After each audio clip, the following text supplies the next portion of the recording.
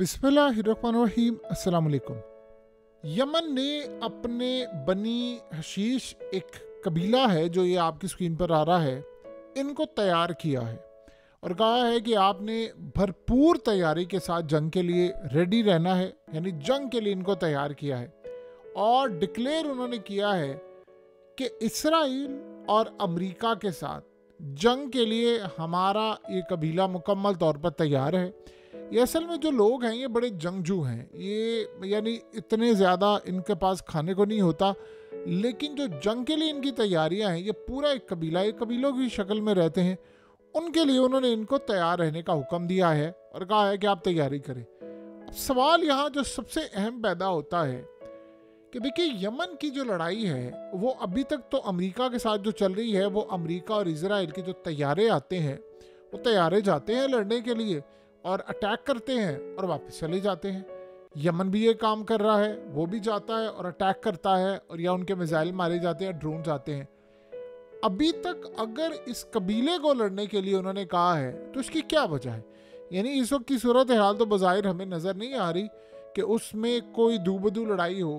क्या इस सारी सूरत हाल में यमन का अपनी फौजों को तैयार करना, वो भी तब जब शाम के अंदर बशारुल असद की गवर्नमेंट चली गई है, ईरान का इन्फ्लुएंस काफ़ी हद तक या आलमोस्ट ख़त्म हो गया है, रूस भी वहाँ से चला गया है, इजराइल ने इलाके फतह करने शुरू कर दिए हैं, आज भी इजराइल स्ट्राइक कर रहा है वहाँ पर।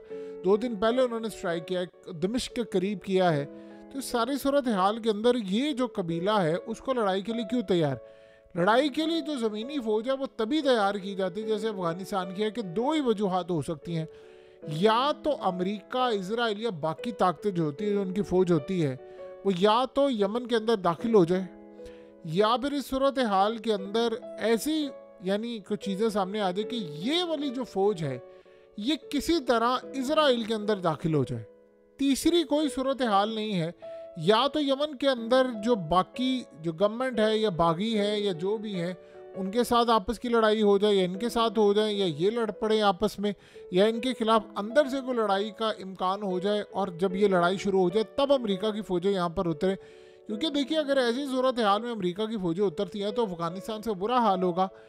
ना तो यहाँ पर कोई ऐसी मिलिट्री बेस वाला सिलसिला है, और अगर ऐसा मामला होता है कि यमन की जो गवर्नमेंट है, ये याद रखिएगा, होसी और यमन की गवर्नमेंट 2 अलग चीज़ें हैं। यानी अगर यमन की जो गवर्नमेंट है वो ये काम करती है तो इस सूरत हाल में फिर इनके खिलाफ जंग होगी। इन जो कबाइल हैं उन सबको तैयार रहने का ऑर्डर क्यों जारी किया है? यमन के हौसियों ने इन तमाम कबाइल को तैयार रहने का और जंग का ऑर्डर जारी किया है कि आप लोग तैयार रहें। देखिए, अगर तो लेट से इजराइल में दाखिल होना है तो एक बात ज़हन में रखिएगा, जिस तरह अभी आपको ये मनाजिर नज़र आ रहे हैं कि घूम रहे हैं, हाथ में इनके बंदूकें हैं, जाहिर सी बात है इस तरह तो दाखिल नहीं हो सकते। इस तरह दाखिल होंगे तो मारे जाएंगे। अगर इजराइल में जाना है तो रास्ते फिर 2-3 ही हैं, या तो आप उर्दन से चले जाएं, या फिर आप शाम से चले जाएं, या फिर आप लेबनान वाली साइड से। और शाम और उर्दन का मामला तो आपको पता है किस तरह है। रही बात लेबनान की, तो लेबनान के साथ फ़िलहाल तो जंग है। क्या इस सारी सूरत हाल में रास्ता एक ही है कि लेबनान के अंदर सुरंगों से होकर जाए तब ये मामला हो सकता है, या फिर इस सारी सूरत हाल के अंदर एक ही मामला हो सकता है कि लेबनान के साथ साथ ये तमाम के तमाम जो लोग हैं वो मुकम्मल तौर पर इस वक्त यहाँ से जाएं, या इजराइल या जो भी इनके मामलात हैं वो यमन में कोई लड़ाई पैदा कर दें और उसके बाद इनकी आपस की लड़ाई हो। क्योंकि आपको पता है कि रिसेंटली अमेरिका और इजराइल पूरी कोशिश कर रहे हैं कि यमन के अंदर एक रिजीम चेंज ऑपरेशन करें, जिसमें एक तो यमनी लीडर्स को वो मारना चाहते हैं, जिसके बाद अंदर से लड़ाई खड़ी हो जाए और फिर उसके बाद ये यानी पूरी तरह तैयार हो। इनका लड़ना अभी तक समझ नहीं आ पा रही किसी को कि इनको क्यों रेडी किया गया। देखिए, सबसे बढ़कर इसमें एक और मामला भी नज़र आता है कि यमन की जो रिसेंटली फौज थी यानी हूसियों की, उन्होंने तो तैयारी की थी, वो तो जाहिर सी बात है उन्होंने शाम से दाखिल होना था और आगे प्लान उनका ये था कि हम लेबनान से दाखिल होंगे, और लेबनान से तब दाखिल होंगे जब इजराइल की यानी वो बैकअप में रखा हुआ था कि इसराइल अगर लेबनान में आगे बढ़ता है, कामयाबी हासिल करता है, तो फिर यमन की फ़ौजें जो है वो दाखिल हो जाएंगी। और काफ़ी हद तक लेबनान के अंदर इनके फाइटर्स गए भी थे और शाम के अंदर भी इनके फाइटर्स थे। लेकिन अब की सूरत हाल बड़ी डिफरेंट है। उन्होंने उनको भी रेडी किया और इनको भी तैयार रहने का हुक्म किया है। वरना आम रूटीन के अंदर तो आपने सिर्फ यही काम करना है कि आपने स्ट्राइक करना है और आपने जाना, इन्होंने मिसाइल मारने हैं, वो स्ट्राइक करते रहेंगे। अभी तक की जो लड़ाई है वो इसी तरह की है। इसके अलावा ज़मीनी फ़ौज तो या तो फिर आप अफ़गानिस्तान वाली सूरत हाल हो, या आपका बॉर्डर लगता हो, या गज़ा जैसा मामला हो, इसके अलावा कोई सूरत हाल नहीं।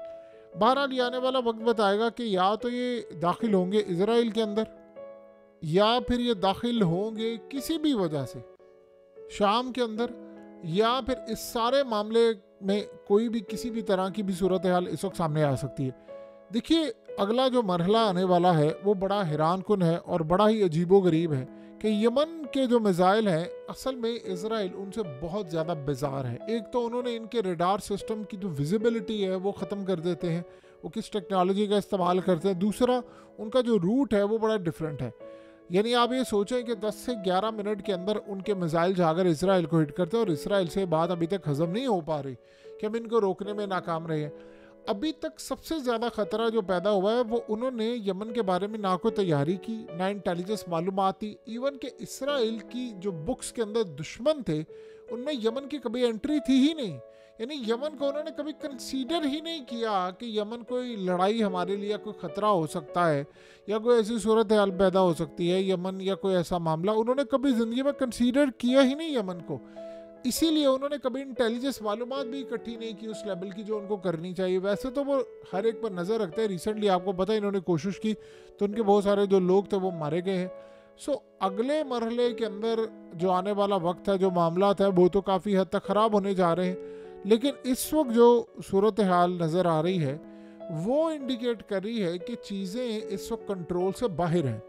यानी एक बात आप ज़हन में रखिएगा कि आने वाले वक्त में हालात ये बता रहे हैं कि काफ़ी अरसे से जो इज़राइल इस बात को अभी तक कामयाब है कि यानी जो चीज़ें यहाँ से नहीं जा सकती, यानी यमन से और बहुत सारी जगहों से लोग नहीं जा सकते, हर तरह की कोशिशें की जा रही है। शाम के अंदर ये जो जुलानी और सारे हैं वो इसलिए आए थे कि उस वक्त प्लान ये बन गया था कि इन्होंने शाम से लोगों को दाखिल करवाना है। इसराइल इस वक्त जो लेबनान का महासा वो दोबारा खोलने के लिए जा रहा है, वो तैयारी भरपूर कर रहे हैं।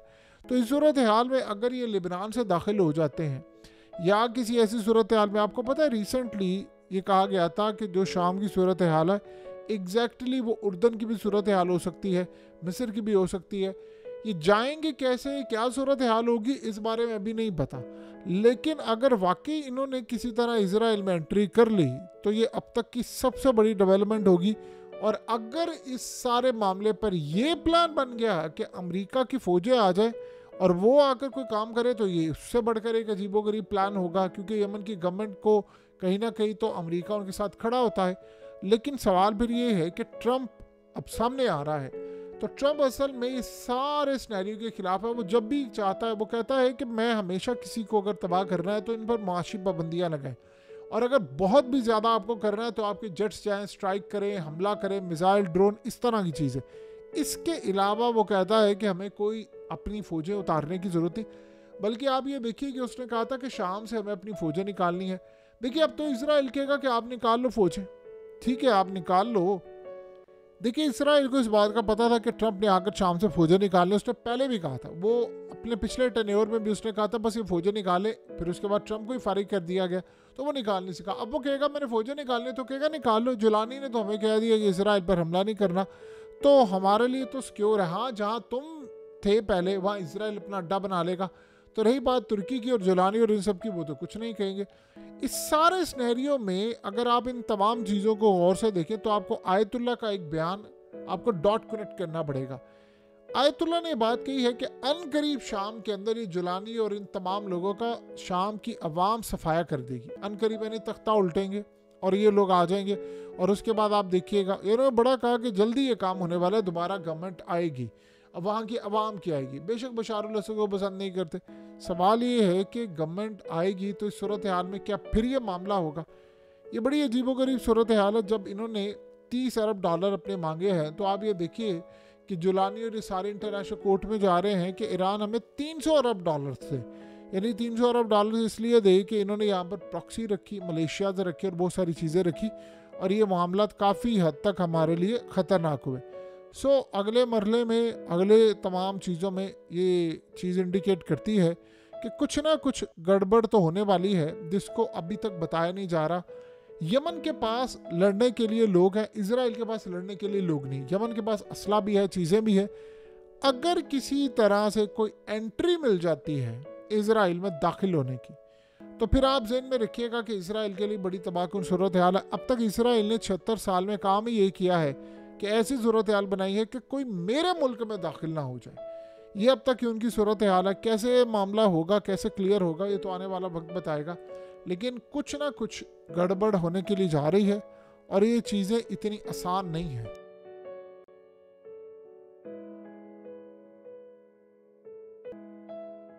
हकीकत टीवी को सब्सक्राइब करना मत भूलें, वीडियो को लाइक करें, शेयर करें और कमेंट सेक्शन में अपनी राय का इजहार ज़रूर करें।